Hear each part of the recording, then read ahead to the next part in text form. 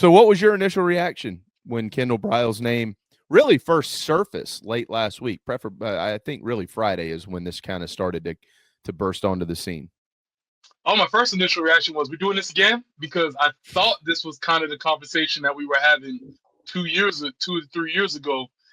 And I don't know whether Shane got on the plane to Little Rock and he came back with Dow and got mixed up and he was supposed to bring back Kendall and he got the wrong ingredients. But I thought we was having a lot of this conversation before, so we had already been primed on this a little bit. So I was like, all right, let's do this. I've never thought about it that way. Oh, yeah, you're not Kendall. Who the hell is this guy? You go to the grocery store, you get like the slightly wrong ingredient. You're like, oh man, I thought this is skim milk, not whole milk. My bad. they were all out of it, honey. I got the next best thing. We'll just have to see if it tastes the same. I don't know. It should be fine. Actually, ended up being okay. Let's. That's true. I don't want to pick That's true. on. I don't want to pick on Dowell too much here. Well, they got him now. I mean, I know it's not signed, sealed, and delivered official, but it will be here shortly. How much? I mean, before we go into like the crazy ins and outs of his offense and stuff like that, and how it affects defenses and all that stuff. How much have you paid attention to the Briles system, really dating back to the Baylor years? Yeah. So obviously, it's sort of it's been around. It's been called different names, but I've really started paying attention to it, I guess, when with Hypewood Okay. and his stuff at UCF and his stuff at Tennessee. That's when I was like, made the connection that was the same sort of offense. And then obviously Jeff Lebby and all of those guys. So I started paying attention, was very familiar with what they were doing at Baylor. But I think seeing the system broken apart from Briles has sort of had me thinking like, oh, this is a system. This is not just dependent on one guy, that people can take these systems and use the principles and use it for offensive football. Mike and I were talking about a lot of this before the break. So this sets up perfectly having a defensive guy on today. How do you game plan against a veer and shoot offense like this that uses every inch of the field?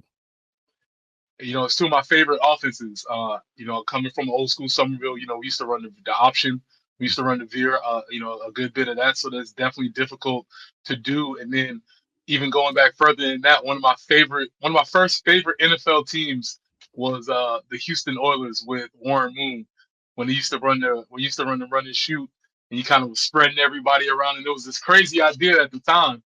And so combining those things is really cool. But the whole concept is you have to defend vertically and you have to defend side to side, and that's very, very difficult. It makes the defensive job really, really tough. I guess the way that it's always been best described to me is like a rubber band. And the more you stretch a rubber band, the easier it is for it to pop. And so when you have to have a defense that has to stretch across the whole field, you're gonna find places where you can gash them. And I think that's why this offensive system is so successful. Have y'all, Mike? I don't know if maybe I didn't send you that video. Have y'all had a chance to look at the video that he was giving a presentation to a group of, I believe, high school coaches, and talking about it's really all about attention to detail. The managers who are getting the balls into play, or as he says, we like to use one ball. Don't send a second ball in there. That's going to slow us down. The center running up the hash mark. If you catch the football, Preston, obviously you've seen it, and you get out of bounds, there's no flipping the ball to the referee or to the sideline judge. You run it back to the center judge so he can spot the ball. Mike, have you had a chance to look at that? I have not, no. I've never seen anything like this. I've never seen it coached this way. Yeah, Mike, I think you will really enjoy that. And yeah, the reason why it was so enjoyable was because, and just to be very honest, it sounded like a coach who had a plan. right. Where it didn't feel like our previous offensive coordinator had that much of a plan and attention to detail. And the setting of the video, Mike, was he was talking to high school coaches at a clinic, and so he's trying to coach them up on, like, if you want to run this, These are the little things that you have to do in order for it to get done. And it was just a really cool look into what he preaches about his offense. Yeah, and I think the other thing, and I realize Kendall and Art, there are two different people, but it's essentially the same offense. And there's a track record here that didn't necessarily exist at the college level with the last couple, well, three guys. So, I mean, that's the new uncharted territory too, right? Like it's not just a game plan, it's a game plan that's been around a while and that has worked at multiple places. So from that standpoint, like it's hard not to feel good about that, especially looking in the face, as you mentioned, Preston, of not just one uh, lackluster year offensively. It hasn't been fireworks around these parts, except for a couple games here and a couple games there in a while. It's at times it's been very hard to watch. I mean, last year was obviously the exclamation point on the whole thing, but there's no reason with those weapons you can't be more explosive. And this offense the last few years has lacked explosive plays. I'm not just talking 2025. I didn't think 2024 was that good either, to be honest with you. I think it could be a lot better. No, I agree. I agree, Mike. And just to build on that, and I would say explosion. And just for me, it was just comforting to hear an identity being preached. Like, hey, I don't know whether we're gonna. And you said it right before you came on. I don't know whether we're gonna be good, but what I do know is that I won't be wondering game 5 what is our offense. I'll know what we're trying to do. I'll be able to figure it out. Now whether we get it done or not, who knows? But at least we'll have an idea of what we're trying to do. And to me, that's assuring as a fan. That is such an important point, I think, in all of this. It probably is best said as it could possibly be said. You know, the thing, Mike, to your point, like this, how many times, guys, we can go back and you know, us fans, whoever individually think about this every season under Coach Beamer, every season under Coach Muschamp, whatever. It doesn't matter how far back you want to go. When you go back and you look at the teams that they played against, and you knew, like when the schedule came out, which, by the way, next year's schedule comes out on Thursday, but you knew when the schedule came out, that's going to be, boy, it's going to be tough to stop them. Boy, it's going to be tough to stop them. Like there was a fear of playing certain teams. Now, again, whether you did it or not, that's a different conversation. You know, you might have had a good game. You might have slowed them down, stopped them, whatever the case is. But I just, for the life of me, since Steve Spurrier, South Carolina has not had the identity of they are going to strike fear in just the game plan of what they can do offensively. As you pointed out, Preston, maybe it doesn't work out that day, but there will be a fear of having to go up against that style of offense. And Carolina, it's been well over a decade since that's been around Columbia. I'm doing a thing on the drive about the openings for offensive coordinators, and again, offense was down, especially in the SEC this year. But since year one of Muschamp, I mean, has any program in the SEC had more OCs than the Gamecocks? How many did Will finish with? At least 3. We had Kurt and Brian. Who am I missing here?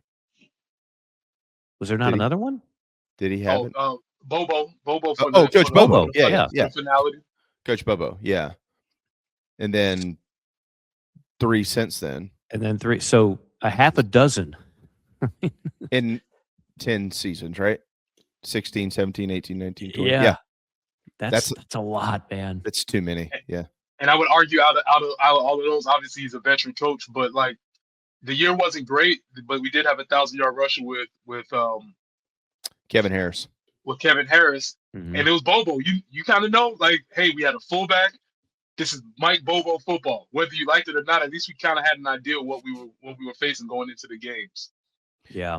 Well, I mean, you know, that I know Mike Bobo caught a lot of heat around here, as he does pretty much everywhere he goes for whatever reason. But I mean, that team could do nothing offensively. They had one wide receiver, and they didn't have a quarterback at all. I mean, no offense to Colin Hill and Luke Doty. That was his second year. Can you believe that? And so Mike Bobo was like, well, we do have a guy who can run the football, so we're just going to run the football a lot. Now, they couldn't stop anybody on defense.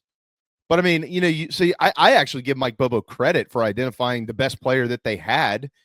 And Shi Smith was the best player they had at wide receiver. And I think he had what do you have, guys? 650 yards of, that year, 650 receiving yards or something like that, which isn't much, but he was the only guy on the team who was catching the football. So actually that's a pretty good season. So the two guys you did have made plays. Anyways, that's for another day.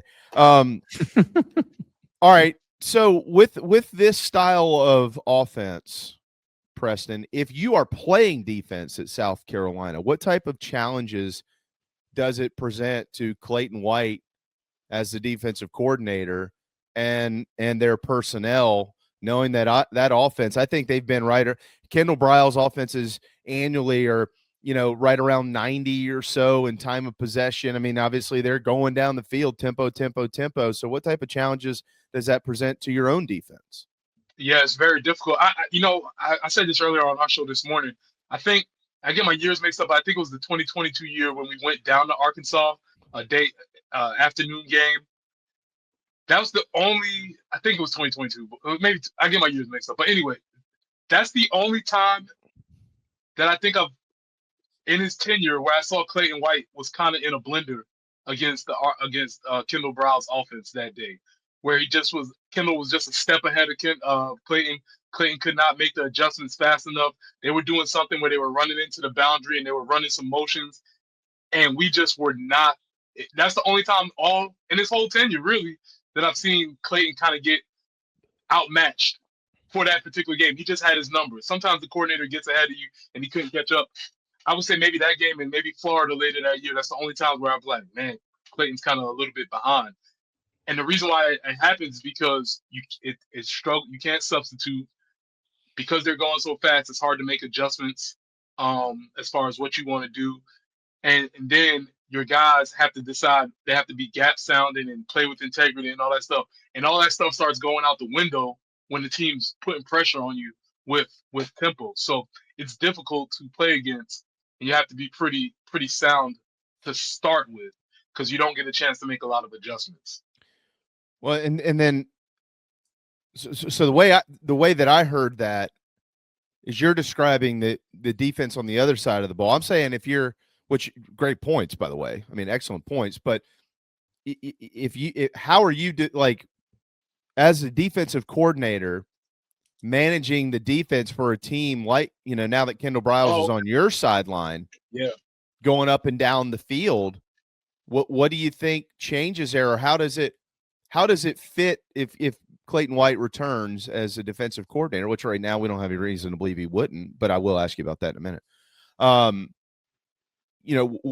How does that fit what Clayton White likes to do on defense, and what changes, if any, are necessary to give yourself 60 minutes of stamina to get through a game where your offense is going back and forth? Oh, I'll say this as a defensive coach, as a defensive player, it's a lot easier to have stamina when the offense is putting points on the board. Okay. Even if they're quick, even if they're fast, even if they don't have a lot of possession, you look up at the board and you got 21, you can figure some things out as opposed to being back on the field again. And both offensive systems can go 3 and out.